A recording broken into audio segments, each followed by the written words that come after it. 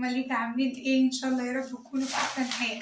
بحبكم بحبكم بحبكم، ويا رب يا رب يا رب يسعد قلبكم. عاملين ايه يا حبايب قلبي؟ ان شاء الله يا رب تكونوا من الحال اللي انتوا فيه لحال اكتر واكتر واكتر. وحشتوني. انتوا عاملين ايه؟ سلام على بعض بقى، واحنا خلاص بقينا اسره في بعضينا بقى. لسه جايه من الشغل وقلت بقى انا عايزه اعمل ايه؟ قلت يا ام مليكه جوع اخر الليل ده ايه؟ يلا نشوف احنا هنعمل ايه.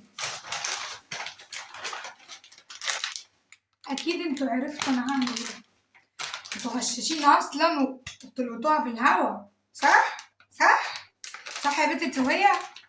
يلا حبايب قلبي والله بحبكم. ربنا يا رب يحببنا في بعض اكتر ونقدر نوصل اكتر، وان شاء الله والله العظيم يعني انا بدعيلكم والله، وحماتي حب حياتي تدعيلكم كمان والله. فالمهم اعمل ايه؟ هعمل بيتزا. جبت ربع كيلو دقيق وفيها كيس خميره. قعدت انف على زيتون ملقتش، نفيت على الزيتون قد كده ملقتش اهوت. جبت كيس خميره وجبت الدقيق. تمام. وطبعا ما تنسوش اللايك والاشتراك، كومنت حلو عشان وتفعيل الجرس عشان يوصلكم كل جديد من ام مليكة.